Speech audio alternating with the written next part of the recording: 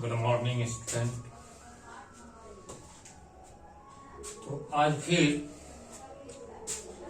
हम लोग चलेंगे क्लास 10th के लिए जो है केमिस्ट्री के लिए, रसायन शास्त्र के लिए चलेंगे।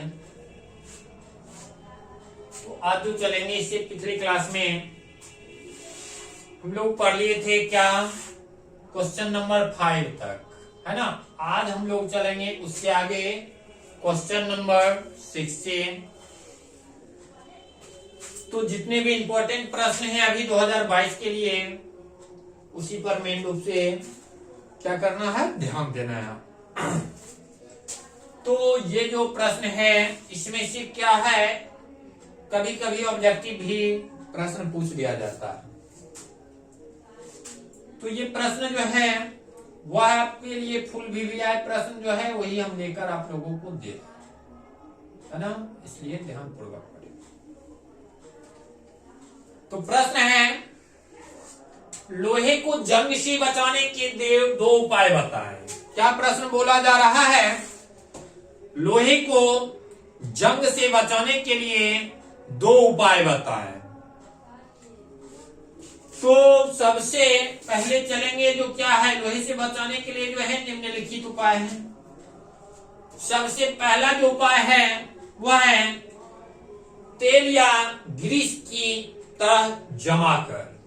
ठीक है, यदि लोहे पर तेल या ग्रीस की तरह जमा दें, क्या है, यदि लोहे पर तेल या ग्रीस की तरह जमा दें तो नम वायु लोहे की संपर्क में नहीं आ पाती है, जिससे जंग नहीं लगता है। मशीनों के पुर्जों पर ऐसा ही किया जाता है। अब कहा जा रहा है जो क्या होता है, जो देखने के लिए मिलता है, जो क्या जिसमें जंग लगता है लोहा में, तो क्या करते हैं उस पर जो है तेल या ग्रीस का मात्रा अगर लगा देते हैं तो क्या होता है, उस पर जल्दी जंग लगने का नाम नहीं लेता है। और क्या है, नम वायु के स्थान पर नहीं आने के लिए देता है, उस पर नमी संपर्क में आने के लिए नहीं देता है। सेकेंड है इसका एनिमल से। किससे, एनिमल से। लोहे की सतह पर रंग रोगन की तरह जमा कर लगने पर नियंत्रण पाया जाता है। बसों, कारों, साइकिल आदि पर एनिमल की तरह ही जमाई जाती है। अब कहा जाता है उसके ऊपर क्या किया जाता है, रंग पेंट किया जाता है, ताकि क्या हो, उस पर जो है किसी तरह का क्या हो, उसमें जंग न आवे। तो ये सब उदाहरण दिया हुआ है, ये सब के ऊपर क्या है, एनिमल की, है ना, ये एनिमल इसी का तह जमा कर और उससे बचाया जाता है। नेक्स्ट जो प्रश्न आप लोगों का है क्वेश्चन नंबर 7, प्रश्न संख्या 7। उत्प्रेरक से आप क्या समझते हैं। क्या प्रश्न पूछा जा रहा है, उत्प्रेरक से आप क्या समझते हैं। तो उत्प्रेरक ऐसे पदार्थ को कहते हैं जो किसी अभिक्रिया की दर को बढ़ा या घटा देती है। किसे कहते हैं, जो किसी अभिक्रिया की दर को क्या करता है, बढ़ा या फिर क्या कर सकता है, घटा दे सकता है। लेकिन वे स्वयं अभिक्रिया के अंत में अपरिवर्तित रहते हैं, क्योंकि ये अभिक्रिया में भाग नहीं लेते हैं। क्योंकि यह क्या होता है, अभिक्रिया में वह क्या करता है, भाग नहीं लेता है।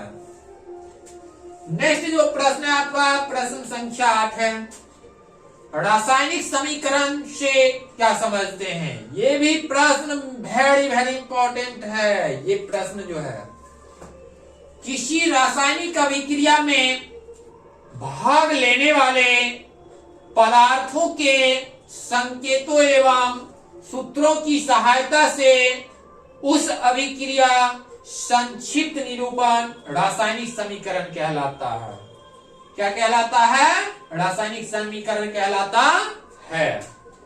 नेक्स्ट जो आपका प्रश्न है प्रश्न संख्या 9 है। कितना है, 9 है। ये प्रश्न जो है क्या है, ये प्रश्न आपको 5 अंक के लिए पूछा जाता है। कितने अंक के लिए पूछा जाता है, 5 अंक के लिए, 1-2 अंक के लिए नहीं, 5 अंक के लिए प्रश्न पूछा जाता है। प्रश्न जो है वह है आपका आधुनिक आवर्त सारणी द्वारा मेंडलेव के आवर्त सारणी की विसंगतियों का निवारण कैसे किया जाता है? क्या प्रश्न है? आधुनिक आवर्त सारणी द्वारा मेंडलीव के आवर्त सारणी के विसंगतियों का निवारण कैसे किया जाता है? तो आधुनिक आवर्त, अब हम चलेंगे इसके आंसर पर। आधुनिक आवर्त नियम के प्रतिपादन से मेंडलीव की आवर्त सारणी के, किसके? मेंडलीव की आवर्त सारणी के अधिकांश दोष दूर हो गए। अधिकांश जो है वह दोष क्या है? दूर हो गया। जबकि मेंडलीव की आवर्त सारणी के तत्व, क्या चीज? तत्व आधुनिक आवर्त सारणी में ठीक उसी जगह पर है। ठीक क्या है? उसी जगह पर है। जैसे कोबाल्ट का परमाणु संख्या 27। कोबाल्ट का परमाणु संख्या कितना है? 27। यह ऑब्जेक्टिव में प्रश्न पूछा जाता है, ध्यान रखना है। एवं निकेल का परमाणु संख्या 28। निकेल का परमाणु संख्या कितना? 28। इसलिए आधुनिक आवर्त सारणी में कोबाल्ट को पहले रखा गया है। इसलिए जो है क्या है? कोबाल्ट को कहां रखा गया है? पहले रखा गया है। और निकेल को कहां रखा गया है? बाद में रखा गया है। किसी तत्व की सभी समस्थानिकों में प्रोटॉनों की संख्या भी समान होती है। किसकी संख्या? प्रोटॉनों की जो संख्या होती है वह क्या होती है? समान होती है। इसलिए उनकी परमाणु संख्या भी समान होते हैं। इसी के वजह से क्या होता है? इसका परमाणु संख्या भी जो होता है वह क्या होता है? समान ही होता है। अतः एक तत्व के साथ आधुनिक आवर्त सारणी के उसी समूह में एक स्थान पर रखा गया है। उसी में क्या? कहां? एक ही स्थान पर उसी समूह में रखा गया है। तो फिर जो है उम्मीद है आप लोगों को जो है किसी तरह का कोई प्रश्न में जो है परेशानी ना हो, ना हुआ हो। तो आप लोग जो है क्या करें? चैनल को सब्सक्राइब करें, जिससे कि क्या हो, जितने भी प्रश्न इंपॉर्टेंट हैं वह सब आप लोगों के पास आसानी से, आराम से पहुंचे। और अगर जो भी प्रॉब्लम हो, परेशानी हो, कमेंट बॉक्स में आप जाकर कमेंट करें।